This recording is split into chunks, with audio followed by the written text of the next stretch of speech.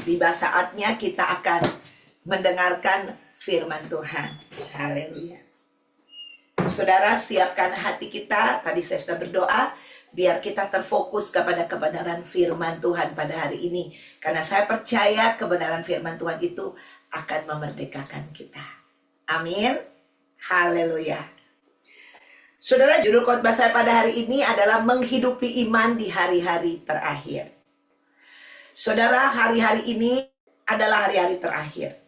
Ya, kita tahu bahwa setelah Yesus naik ke surga, yaitu udah memasuki yang namanya akhir zaman. Tetapi ini adalah hari-hari terakhir. Tuhan Yesus, dia naik ke surga udah 2000 tahun yang lalu, saudara. Ya, dan hari-hari ini kita tinggal di hari-hari terakhir. Dan kita akan mendengarkan firman Tuhan pada hari ini. Saya percaya firman Tuhan yang adalah kebenaran, yang adalah Tuhan sendiri yang akan melaksanakan kebenaran firman Tuhan ini dalam kehidupan kita. As long sejauh kita mau membuka hati kita, keberadaan kita untuk mendengarkan dan mau, ya, supaya Tuhan puaskan. Saudara, kebenaran firman Tuhan kalau kita dengar baik-baik, kita akan dipuaskan di sana. Untuk itu saya berdoa supaya semua kita bisa fokus dalam nama Tuhan Yesus Kristus. Oke, saudara, saat ini atau baru saja hari kemarin ya, tanggal 28, kita mendengar berita yang sangat mengejutkan, saudara ya. Dimana di waktu Amerika itu pagi hari ya, pas bangun pagi, waduh, dengar berita, saudara ya, berita yang seluruh dunia tahu. Dan baik di Indonesia, apalagi saya ada di Amerika, ya, dimana kita lihat ada serangan di Timur Tengah yang dilakukan oleh Amerika dan Israel. Ya saudara, ya itu Israel dan Amerika, mereka menyerang Iran, ya, mereka menyerang Iran.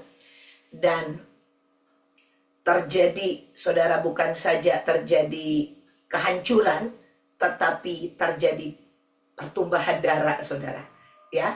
Dan orang nomor 1, yaitu pemimpin tertinggi, supreme leader daripada Iran, saudara, dinyatakan meninggal dunia atas serangan ini, saudara, ya. Jadi saya juga baru tahu sih, saudara, jadi saya baca gitu loh tentang keadaan Iran ini. Ternyata Iran ini, ya memang dia ada presidennya, tapi presidennya hanya mengurus administrasi, saudara. Di atas presiden itu ada yang namanya supreme leader, dan yang mati ini di atas presiden. Kan biasanya kalau satu negara yang paling pemimpin, yang paling tinggi itu adalah kepala negara, presiden atau raja. Ya, misalnya kalau kerajaan. Tetapi ini, jadi di sana yang tertinggi ini supreme leader. Dan supreme leadernya ini, yaitu namanya, waduh, Syahid Ali Hussein Khomeini. Yang kita tahu tuh biasanya Hussein Khomeini aja, ya, saudara. Jadi di mana-mana di belahan dunia pada celebrate, saudara, pada merayakan, karena dianggap ini kepemimpinan daripada si Hussein Khomeini ini adalah kepemimpinan yang, saudara, yang sangat kejam untuk orang-orang Iran. Ini yang dipercaya oleh, dikatakan 80% semua orang tidak suka dengan, 80% penduduknya tidak suka dengan kepemimpinan ini. Jadi mereka celebrate, mengucapkan terima kasih untuk Amerika dan Israel yang sudah menghancurkan kepemimpinan daripada si Hussein Khomeini ini, saudara yang terkasih. Tetapi saudara, di pihak yang secara, ya, kepemimpinan ini, ya, secara kepemimpinan ini, di mana kepemimpinan dari Hussein Khomeini ini, dia menguasai militernya, saudara. Jadi militer dan peranan luar negeri semua dia yang kuasai. Sedangkan presiden yang tadi saya katakan hanya administrasi. Jadi benar-benar di bawah kuasa dia pertempuran ini, peperangan ini. Bahkan Amerika sudah negosiasi, saudara, bahkan tidak ketemu negosiasinya, ya, dengan mereka. Tidak ketemu dan akhirnya terjadi perang. Dan saya tidak mau bahas perang hari ini, tetapi saudara yang kekasih, hari-hari ini kita hidup di dalam hari-hari, buat saya hari-hari terakhir dan hari-hari yang menegangkan. Karena di mana-mana terjadi perang. Rusia belum selesai, saudara, dan India juga ya. Perang, saudara, dan di mana-mana kita terdengar perang yang sepertinya ya, tapi yang ini yang paling mungkin, yang paling santer pada hari-hari ini, saudara yang kekasih, karena baru 2 hari. Tidak sampai 24 jam, ya Gedung Putih udah menyatakan, udah klaim bahwa sudah membunuh orang nomor 1 di Iran gitu loh. Saudara, di bawah 24 jam, saudara yang kekasih, hanya 1 hari. Ya, hanya 1 hari. Jadi perang 1 hari udah pemimpin tertingginya udah habis, saudara. Dan Menteri Pertahanannya juga mati. Saya dengar juga anaknya dia, menantunya, cucunya gitu loh. Saudara, apapun itu, saudara, manusia anyway harus mati. Ya, kalau nggak mati ya kita pengangkatan, saudara. Hanya ada 2 itu. Tetapi yang saya mau katakan di sini bahwa situasi keadaan dunia ini tidak semakin baik-baik saja. Dan perang di sana juga bukan udah berakhir, saudara. Tetapi kita lihat ada kelanjutan, ya. Jadi ada kelanjutan yang akan terjadi, saudara. Jadi bukan diam dan selesai ternyata, saudara ya. Tapi ini hanya juga berita, tetapi saudara, kita simak news yang akan ada di hari-hari di depan kita. Tetapi apapun itu yang terjadi, saudara, saya mau katakan bahwa gereja Tuhan, orang-orang percaya dan yang hidup di hari-hari terakhir ini, kita harus berjalan bukan dengan kekuatan kita lagi, bukan dengan kemampuan kita, tetapi kita harus menghidupi iman percaya kita kepada Kristus. Karena ini jalan satu-satunya, saudara, di dalam kehidupan kita. Baik yang terjadi ini, yang kita lihat sangat santer hari-hari ini, maupun kalaupun tidak terjadi apa-apa, saudara, kita harus tetap mempersiapkan atau kita harus menghidupi iman percaya kita di dalam Kristus. Itu tetap berlaku dan berjalan atas hidup kita, khususnya dalam menghadapi situasi dan keadaan ini. Saudara, kita nggak tahu apa yang akan terjadi, dan bukan hanya menakut-nakuti kita, dan oh kita kan ada di Indonesia, kita ada di Amerika nih, itu kan nggak pakai nuklir, jadi ini tidak akan menembus kita gitu loh. Kita berpikir seperti itu. Tapi ada prediksi-prediksi selanjutnya, saudara, ya, karena ini negara-negara yang sekutu dengan Amerika ya, Saudi Arabia antara lain dan sebagainya, saudara. Tempat-tempatnya udah dibom juga kan, karena di situ ada base-nya militer Amerika, udah dibom sama Iran. Beberapa 5 tempat itu dia. Dan mungkin juga tidak tinggal diam, dan mungkin bisa berkelanjutan. Putin juga sangat tidak setuju dengan penyerangan ini gitu loh. Amerika menyerang Iran. Jadi Cina belum ada suara, saudara. Ya Anda ikutin, Anda mungkin pintar dari saya, saudara yang kekasih ya. Tapi saya coba ikutin walaupun tidak banyak. Ya karena saya juga hamba Tuhan khususnya, ya saya harus ngerti keadaan zaman dan situasinya. Ada amin? Sehingga kita tidak terkecoh, dan hamba Tuhan juga harus mempersiapkan tentunya umat Tuhan untuk apa yang harus kita lakukan di hari-hari terakhir ini. Paling nggak, yang paling minim yang kita bisa lakukan berdoa. Amin, berdoa. Biar Tuhan menguasai. Saudara, Tuhan menguasai, Tuhan pegang kontrol atas anak-anak Tuhan. Tetapi yang terjadi ini, saudara yang kekasih, saya percaya free will Tuhan berikan kepada manusia, termasuk kepada pemimpin-pemimpin negara. Dan memang Tuhan udah kasih tahu bahwa akan terjadi masa tribulasi, akan terjadi ini, itu, dan sebagaimana, ini dan itu akan terjadi. Tuhan udah memberitahukan umat Tuhan akan terjadi ini itu, tetapi Anda harus ingat, saudara, bukan Tuhan yang ngatur supaya nanti iblis menguasai dunia ini dan ini segala macam. Tapi karena Tuhan sudah tahu apa yang akan terjadi, di mana iblis akan menyerang dengan strategi-strateginya. Demikian, saudara yang kekasih. Ada amin. Untuk itu orang percaya harus juga punya strategi ilahi di dalam kehidupannya, sehingga orang percaya bisa berdiri teguh. Ya, bisa berdiri teguh, tidak goyah, dan tidak, saudara, salah melangkah. Makanya iman sangat diperlukan di dalam diri orang percaya. Karena, saudara, kita tahu pasok minyak juga terbesar ada di sana, saudara yang kekasih ya. Salah satunya ada di sana. Dan, saudara, diperkirakan ini juga ekonomi akan goncang, saudara. Kalau dia akan menutup teluk, saya lupa, ya, untuk saluran minyak itu, saudara. Dan, saudara, kalau sampai itu ditutup atau ada hal-hal yang karena perang ini, saudara, ini perekonomian dunia akan kena, saudara. Ya, nah kalau terjadi perekonomian dunia akan tergoncang, saudara, kita tahu itu jalan di mana antikris akan masuk. Betul? Amin. Jadi saudara, ini hari-hari terakhir di mana kedatangan Tuhan sudah di ambang pintu. Dan mari kita buka yang pertama, karena ada sekitar 6-7 ayat yang akan saya bahas pada hari ini. Pertama, saya rindu untuk kita buka dalam 2 Timotius 3 ayat 5. Secara lahiriah mereka menjalankan ibadah mereka, tapi pada hakikatnya mereka memungkiri kekuatannya. Jauhilah mereka itu. Saudara yang kekasih, ayat yang barusan kita baca adalah karakteristik di masa kesukaran atau keadaan dunia. Saudara, keadaan dunia saat ini yang tadi saya sudah jelaskan hanya sebagian kecil mungkin. Saudara, yang saya bisa jelaskan, tetapi keadaan dunia sekarang tidak baik-baik saja. Ya, bahkan manusia atau orang-orang yang hidup di dunia saat ini, dia karakteristiknya, saudara, adalah karakteristik yang sungguh-sungguh, saudara, sangat menyedihkan. Kalau kita baca di sini, saudara, di mana kalau Anda baca di 2 Timotius 3 ayat 2 sampai ayat yang keempat, saya tidak tampilkan di sini karena akan lebih banyak ayat-ayat lagi, saudara. Di mana di sana dikatakan bahwa kasih manusia ini akan menjadi tawar di akhir zaman, menjadi dingin. Manusia lebih mencintai dirinya sendiri, saudara, dan mencintai uang. Ya, kalau kita baca daripada Tuhan dan sesama kita, saudara. Ya, saudara yang kekasih, kita lihat orang gara-gara uang, saudara, itu rela melakukan apa saja. Betul, bahkan rela meninggalkan Kristus, rela berpindah, saudara, dari yang tadinya percaya kepada Tuhan menjadi gak percaya, rela menghabiskan waktu-waktunya untuk mencari uang tanpa memikirkan punya keluarga, tanpa memikirkan dia harus mengikut Tuhan, melayani Tuhan. Saudara yang kekasih, ini yang sedang terjadi di hari-hari ini, saudara.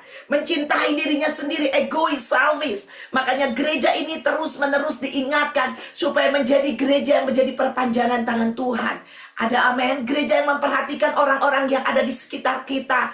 Gereja yang bukan tutup mata, tapi gereja yang boleh menjadi saluran berkat. Amin. Saudara, bukan hanya dengan perkataan, tapi tindakan kita juga. Bukan hanya dengan tindakan kita, saudara, dengan perkataan kita, tetapi kita juga kalau punya, ya, kita harus bisa memberi apa yang kita miliki. Amin. Saudara, karena semua yang kita miliki nggak ada kita bawa ke surga, nggak ada. Itu dihabiskan di dunia ini. Dan janji Tuhan, kalau kita beri maka kita akan diberi. Ada amin, saudara. Nah, gereja Tuhan hari-hari ini, saudara yang kekasih, sungguh-sungguh sangat prihatin, saudara. Karena ini firman Tuhan yang katakan karakteristik orang-orang yang hidup di hari akhir zaman. Makanya tadi di 2 Timotius 3 ayat 5, saudara, itu di masa sukar.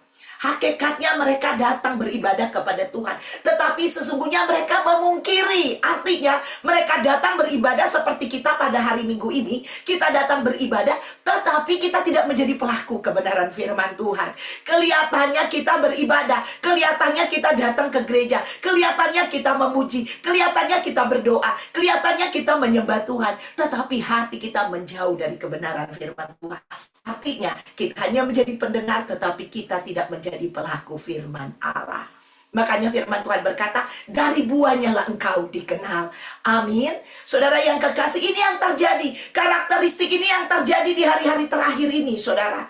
Untuk itu Anda jangan heran melihat hal itu. Tetapi saya mau katakan, posisikan diri kita untuk hidup di hari-hari terakhir ini tidak egois, tidak selfish. Kasih kebanyakan orang dikatakan akan menjadi dingin. Kita tidak akan menjadi dingin, tapi kita akan tetap panas. Kita akan tetap bergairah. Kita akan tetap mengasihi Tuhan. Kita akan tetap mengasihi sesama manusia. Kita akan tetap, saudara, menjadi perpanjangan tangan Tuhan. Ada amin, saudara yang kekasih? Karakteristik ini harus ada dalam diri orang percaya. Orang percaya harus menjadi saksi, menjadi berkat, menjadi perpanjangan tangan Tuhan. Ingat baik-baik, itu karakteristik kita. Orang-orang benar. Ada amin? Haleluya. Haleluya, saudara. Saudara yang kekasih, saya mengucap syukur, saudara. Di gereja ini kita ada program-program di mana ada sel-sel grup di mana kita bisa saling memperhatikan, saling mengasihi, saling, saudara, memberitakan firman Allah, saling memimpin satu dengan yang lain untuk kita masuk di dalam kebenaran firman, hidup di dalam jalan-jalan Tuhan, hidup berdasarkan apa yang Tuhan mau dalam kehidupan kita. Ada amin, karena firman Tuhan juga yang berkata di hari-hari terakhir ini, orang jahat akan semakin jahat, tapi orang yang hidupnya kudus akan semakin kudus. Sekarang Anda bisa lihat diri Anda, apakah Anda semakin kudus? Atau Ada yang tahu dirimu. Ya, karena cuma ada dua, semakin kudus dan semakin jahat. Ya, makanya kita yang mengasihi, biarlah kita semakin mengasihi. Amin. Kita yang menjadi perpanjangan tangan Tuhan, semakin kita menjadi perpanjangan tangan Tuhan.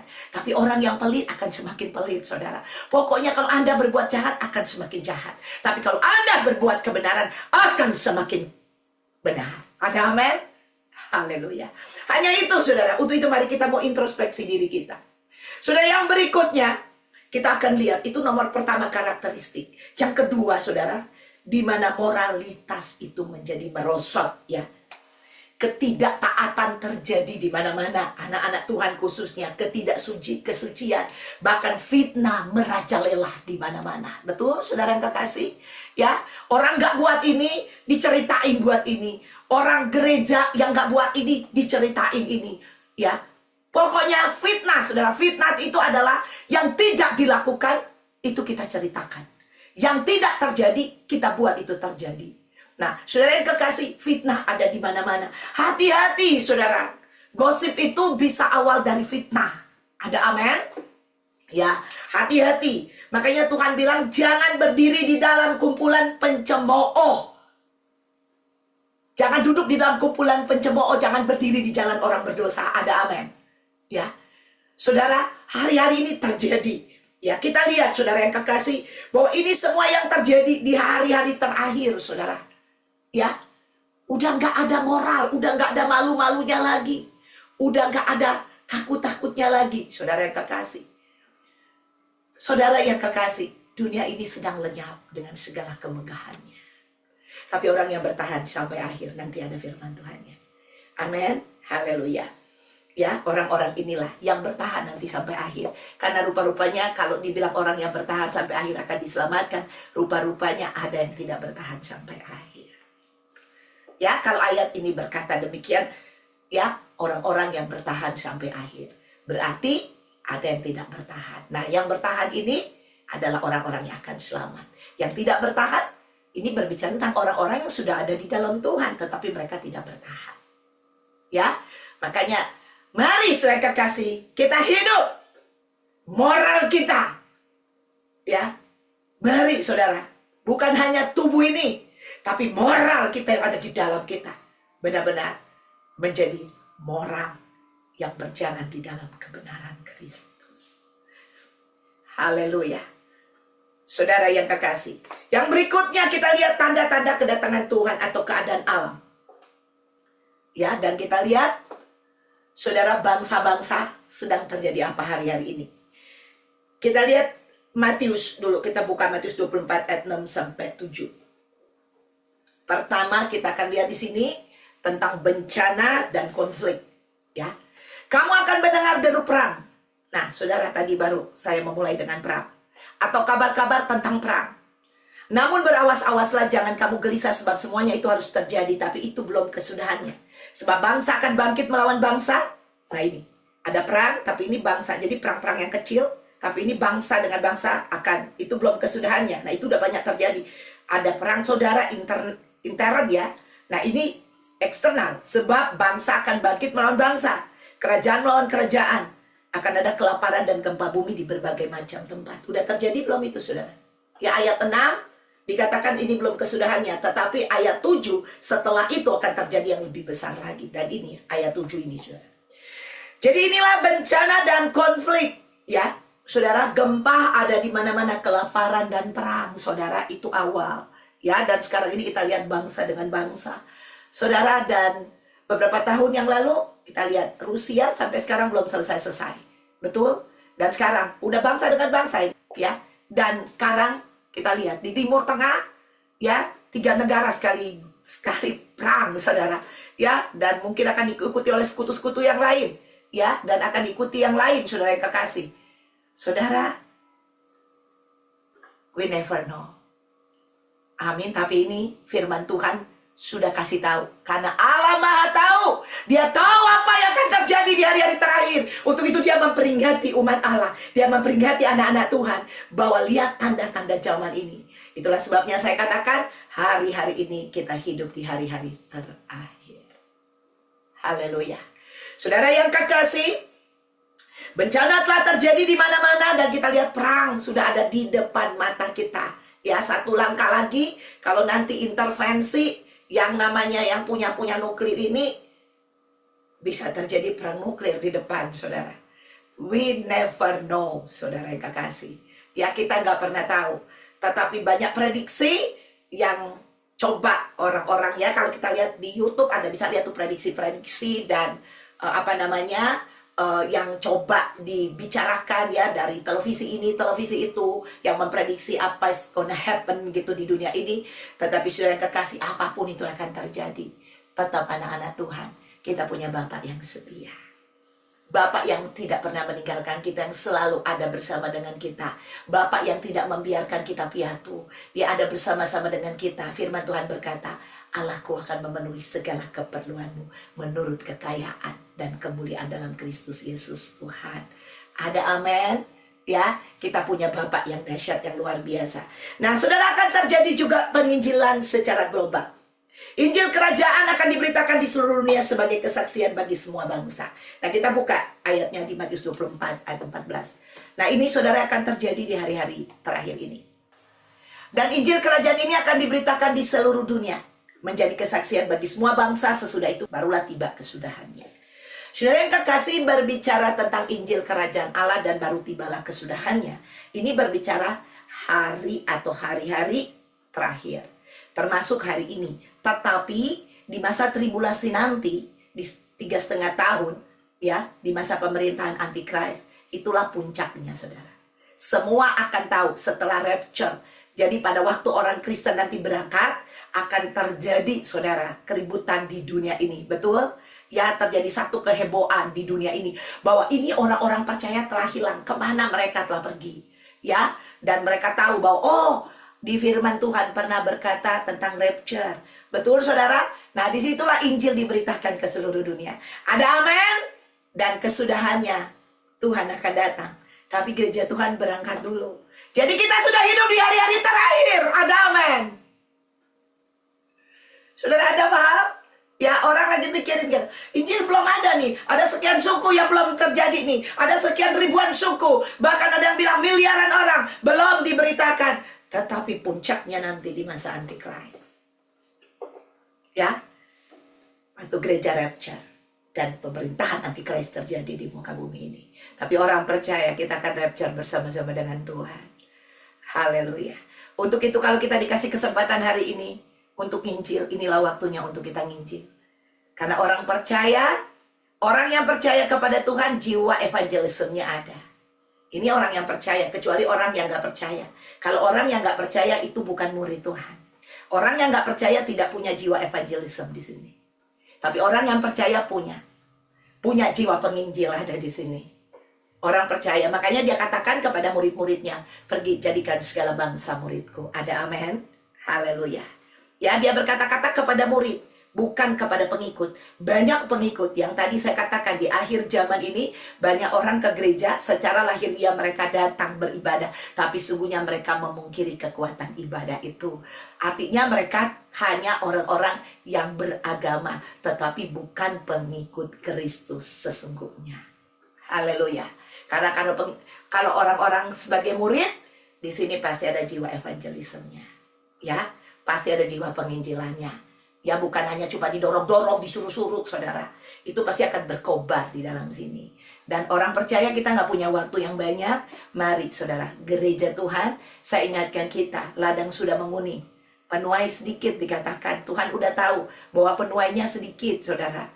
Ternyata banyak penuai nanti yang tidak akan bertahan. Saudara, yang tidak melakukan akhirnya tidak bertahan sampai di garis akhir. Dikatakan orang yang tidak bertahan, tidak sampai di garis akhir, saudara. Ya, nanti ayat yang terakhir itu saya akan bahas. Jadi, mari gereja Tuhan, kalau di dalam kita, roh penginjilan itu pernah bunyi dan ada, tapi kita matikan. Kita tidak mau memberikan diri kita untuk pergi memberitakan Injil. Saudara yang kekasih, mari. Minta Roh Kudus untuk kobarkan itu kembali. Dikatakan, biarlah rohmu menyala-nyala dan layanilah Tuhan. Amin. Saudara, Ya, jadi biar roh kita menyala-nyala dan layani Tuhan. Karena hidup di dunia ini adalah untuk melayani Tuhan. Amin. Emang itu yang Tuhan kasih. 12 murid dan murid-murid yang lain, 120 murid, 500 murid yang menyaksikan pada waktu Yesus naik ke surga. Dia bilang apa? Pergi, jadikan segala bangsa. Artinya apa? Pergi, layanilah Tuhan. Amin. Seperti itu. Dan murid-murid, 12 murid membuktikan di gereja mula-mula. Mereka sampai mati, dihukum mati oleh dunia karena memberitakan Injil. Ya, ada harga yang mereka bayar, saudara. Tapi ya nggak apa-apa kalau harga itu harus dibayar, nggak apa-apa, saudara. Demi supaya spirit of evangelism itu, roh penginjilan itu berkobar dan tidak akan berhenti apapun itu bayarannya. Dan mereka mati di dalam penginjilan. Ya, murid-murid ini mati dalam penginjilan, bukan mati karena nongkrong-nongkrong. Ya, nggak ngapa-ngapain, terus nggak makan. Tuh Yesus bilang, walaupun saya susah, menderita dalam dunia, saya mau ikut Yesus sampai selama-lamanya. Saudara, jangan nyanyi lagu itu. Ya, kalau Anda menderita demi nama Yesus, seperti murid-murid, karena penginjilan, hidupmu habis untuk orang lain. Waktumu habis untuk memberitakan Injil. Hidupmu kau serahkan kepada Tuhan untuk dipakai. Baru Anda nyanyi lagu itu. Ya, tapi kalau Anda yang hanya nongkrong-nongkrong, tidak pernah memberitakan Injil, ya, dan Anda tidak makan gara-gara sesuatu yang Anda lakukan, saudara, dan Anda nyanyi lagu itu bukan lagumu. Walaupun Anda nangis-nangis, itu bukan lagumu. Oke? Ya, saudara yang kekasih, biar roh kita menyala-nyala dan layanilah Tuhan. Saudara, kita nggak punya waktu banyak lagi. Saya ingatkan kita nggak punya waktu banyak lagi. Anda lagi dengar khotbah ini, Anda berdoa sama Tuhan. Jangan Anda pikir Anda bangun besok pagi dan Anda cuma lakukan aktivitas kayak gitu dan Anda pikir Anda udah selesai. No, saudara. Ayo, para pemimpin-pemimpin, para sel leader yang hadir pada hari ini, saya mau himbau Anda untuk ayo cari jiwa-jiwa. Jangan Anda puas dengan jiwa yang udah ada dan Anda pikir, oh ya penting saya ngajar. Orang-orang yang kau ajarkan itu sudah bertobat, dan terima Tuhan. Cari yang belum bertobat. Ya, terus lanjutkan kepemimpinan selmu, tetapi cari jiwa-jiwa juga yang lain. Jangan Anda terbuai dengan seperti itu. Dan Anda, Tuhan aku udah leader nih. Saudara, ingat, ya, ke gereja. Sama-sama ke gereja. Pendeta ke gereja, leader juga ke gereja, jemaat ke gereja. Saudara, yang lihat hatinya Tuhan. Amin. Bahkan saya berkhotbah, saudara. Ya, yang lihat hati saya Tuhan. Bisa aja orang berkhotbah tapi dia bohong. Bisa aja dia berkhotbah tapi hatinya tidak melekat kepada Tuhan. Bisa aja dia berkhotbah, dia cuma khotbah, dia cuma ngomong, tetapi dia sendiri nggak nginjil. Dia sendiri nggak cari jiwa-jiwa. Bisa nggak? Bisa. Jadi firman Tuhan ini buat kita semua tanpa terkecuali, buat pendetanya juga. Ada amin. Semua kita. Ada amin. Waktu kita nggak banyak. Ayo. Yang berikutnya, sikap orang percaya. Kita harus waspada dan berjaga-jaga. Kita buka Lukas 21 ayat 34-36. Jagalah dirimu supaya hatimu jangan syarat oleh pesta pora dan kemabukan, serta kepentingan-kepentingan duniawi. Dan supaya hari Tuhan jangan datang dengan tiba-tiba jatuh ke atas dirimu seperti suatu jerat. Ngeri banget ini dia. Sebab ia akan menimpa semua penduduk bumi ini, seluruh penduduk.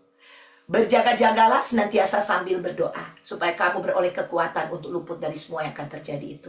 Dan supaya kamu tahan berdiri di hadapan anak manusia.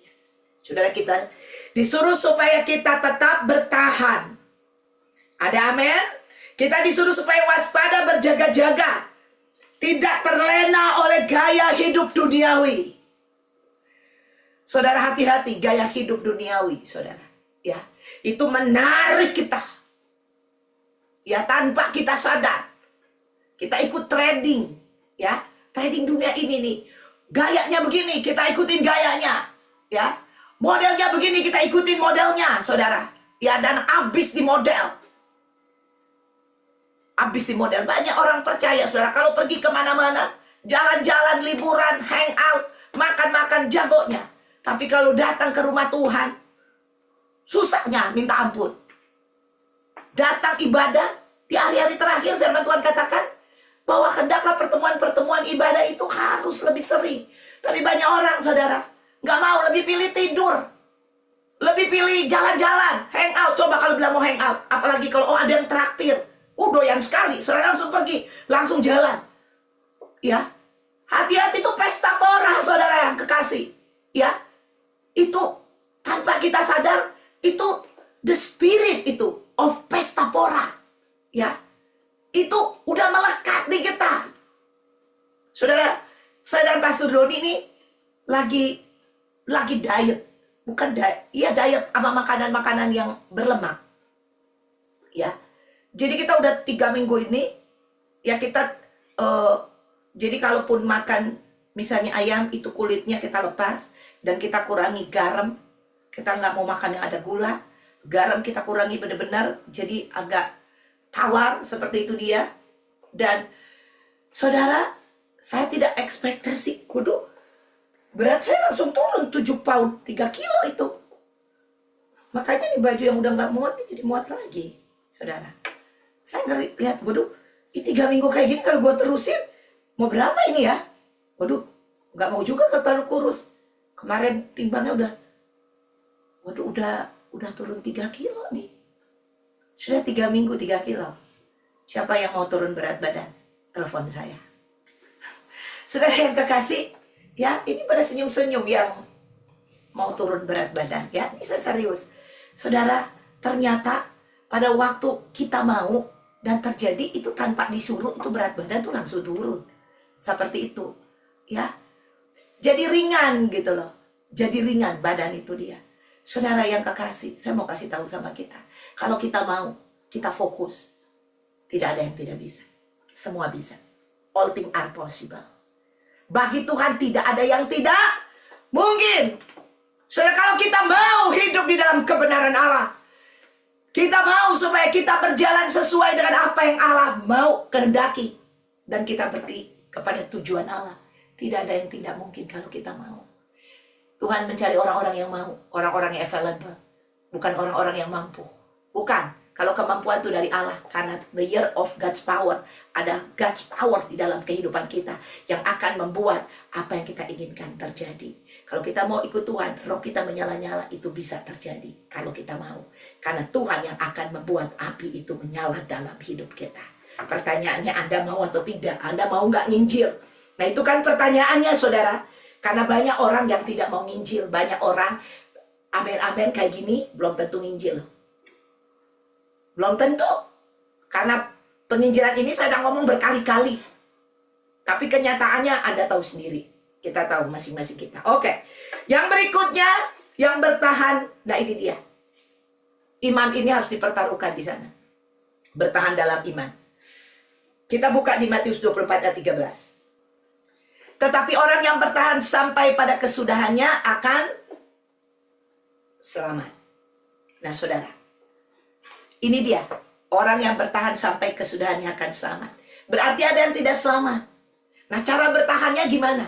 Saudara, kita harus setia berpegang kepada kebenaran firman Allah. Meskipun ada penindasan, meskipun ada keadaan dan situasi godaan yang ada di depan kita, yang ada di sekitar kita, kita harus tetap bertahan di dalam iman kita kepada Tuhan.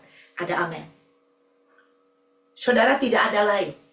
Paulus berkata, aku telah mencapai garis akhir dan telah memelihara iman. Saudara, iman kepada kebenaran firman Tuhan harus menjadi prioritas kita. Di mana kita hidup di dalam kebenaran firman Tuhan setiap hari di dalam kehidupan kita.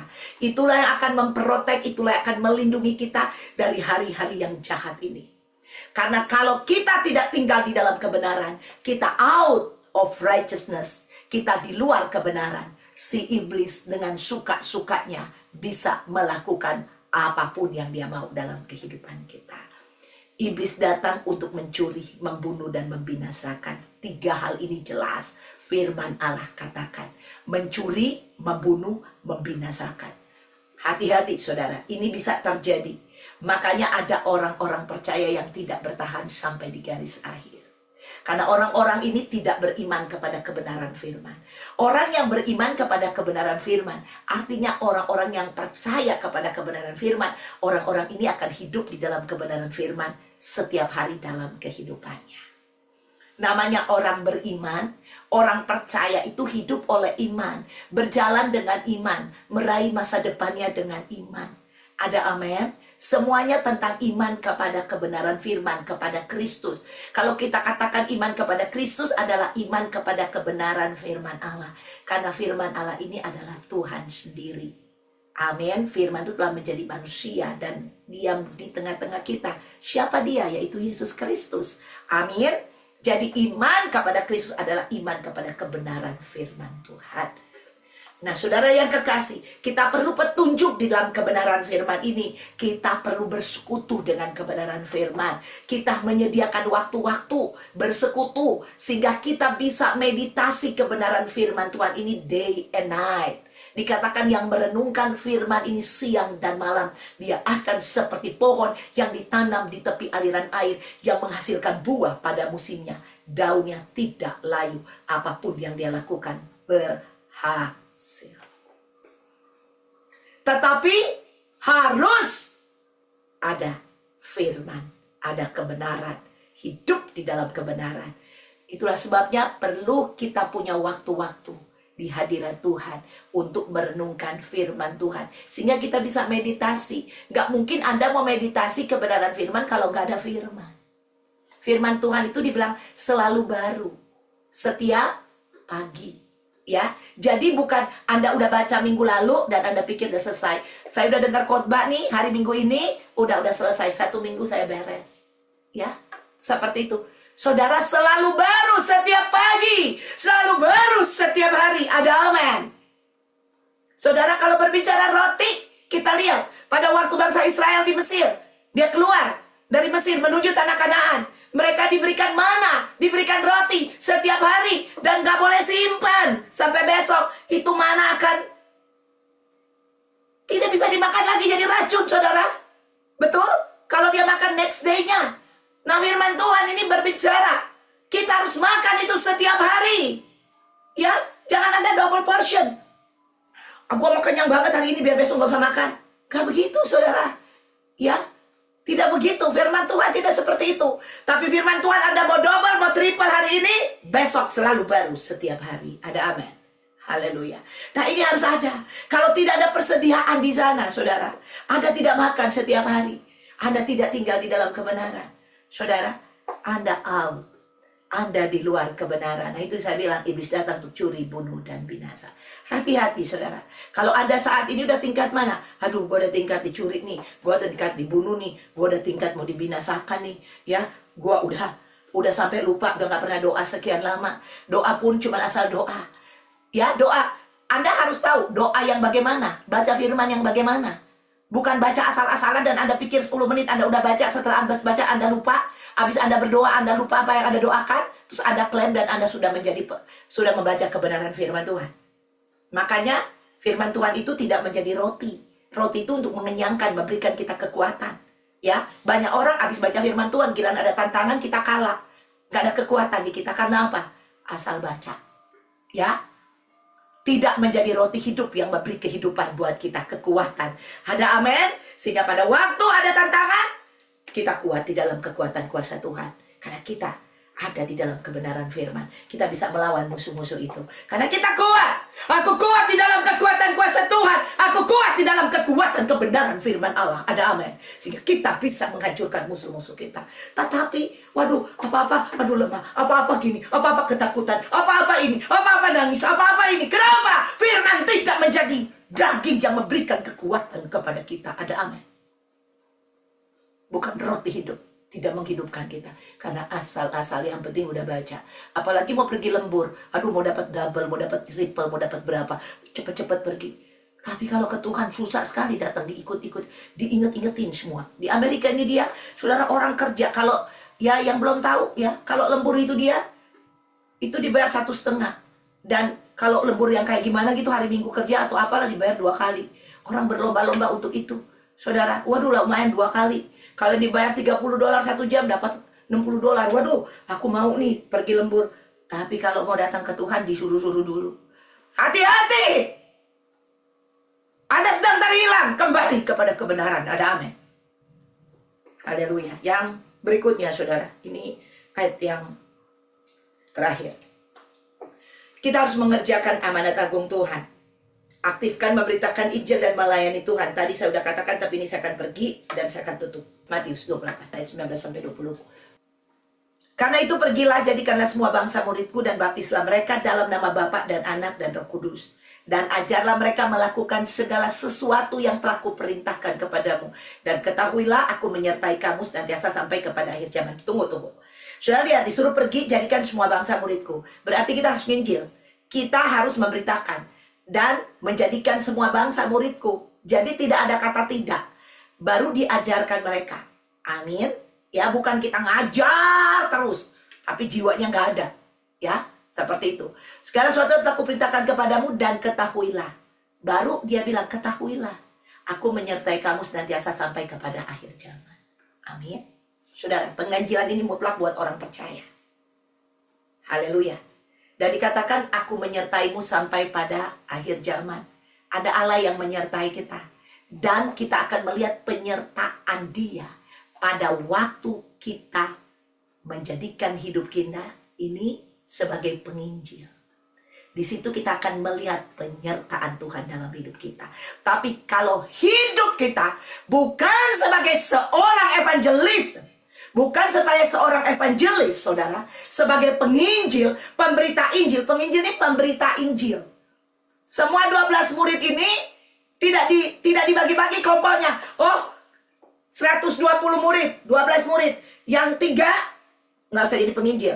Dia jadi gembala aja yang mengembalakan, ya. Yang 3 pergi nginjil. Yang 3-nya lagi jadi pendoa. Yang 3-nya lagi jadi pemimpin pujian. Gak gitu. Semuanya nginjil 12 murid. Ada amin. Ya. Pastor Desi gembala. Gak usah nginjil. Gak bisa gitu. Semua kita harus nginjil. Saya harus nginjil. Ada amin. Haleluya. Karena ini tugas perintah Tuhan untuk seluruh yang mengaku dirinya murid. Orang yang percaya kepada Tuhan disebut murid. Nah, Anda, ya balik lagi, the spirit of evangelism itu ada nggak dalam hidup kita? Bekerja nggak dalam hidup kita? Ya, hati-hati saudara yang kekasih. Ya, saudara yang kekasih dikatakan, dan aku menyertaimu sampai pada kesudahan zaman. Banyak orang klaim disertai Tuhan, padahal tidak dalam tugasnya. Saudara, waktu tugas ini terjadi, di situ ada penyertaan. Di situ ada pimpinan. Kita makan, kita minum, kita kerja, kita dipimpin oleh Tuhan. Kenapa? Karena Tuhan akan memperlengkapi kita, akan memenuhi keperluan kita sebagai penginjil-penginjilnya Tuhan. Ada amin. Jadi diberkati usahanya, diberkati apapun yang dia lakukan, karena dia adalah pekerja di kebun anggurnya Tuhan. Ada amin. Haleluya. Baru di situ dia melihat ada penyertaan Tuhan. Oh, berhasil perbuatan saya. Yang saya lakukan ini itu, Tuhan menyertai saya. Amin. Saudara, beda ya dengan orang yang hanya mau mencari uang untuk kebutuhan kehidupannya, bukan tujuannya menjadi penginjil. Orang-orang percaya anak-anak Tuhan, kita dipanggil untuk menjadi penginjil-penginjil. Ya, menjadi penginjil-penginjil untuk memberitakan Injil, sementara kita kerja, Tuhan berkati. Apapun yang kita lakukan berhasil. Ada amin, karena kita adalah penginjil-penginjil. Jadi jangan dibalik-balikkan ini. Haleluya. Sudah, ini yang dapat saya sampaikan kepada kita, dengan pengharapan bahwa hari-hari terakhir ini bukan akhir dari segalanya buat kita, melainkan ini adalah awal pemerintahan Yesus Kristus sebagai Raja akan diwujudkan. Dan kita akan melihat, saudara, pemerintahan akan terjadi nanti di kerajaan 1000 tahun nanti. Dia akan memerintah. Kita akan melihat dia face to face nanti pada waktu rapture, pengangkatan gereja, saudara. Dan saya percaya hari-hari ini gereja sedang menanti-nantikan kedatangan dia untuk menjemput gereja. Jadi Yesus ada di awan-awan. Kedatangan pertama dia tidak menginjakkan kakinya di Yerusalem, tidak. Jadi di awan-awan, orang percaya yang mati diubah menjadi pakai tubuh kemuliaan. Kita masih hidup, diubah pakai tubuh kemuliaan. Ya, ingat murid-murid, orang-orang yang setia sampai akhir, yang berjaga-jaga, ya, diubah. Kita akan join sama-sama bertemu dengan Tuhan di awan-awan. 3,5 tahun pesta perjamuan kawin anak domba Allah dimulai di sana. Sementara 3,5 tahun masa kesukaran besar terjadi. Dan penginjilan yang terakhir setelah rapture itu, seluruh dunia akan mengetahui Yesus adalah Tuhan. Haleluya. Sudah, ini yang dapat saya sampaikan. Mari, get ready. Jesus is coming. Amin. Haleluya. Tuhan Yesus memberkati.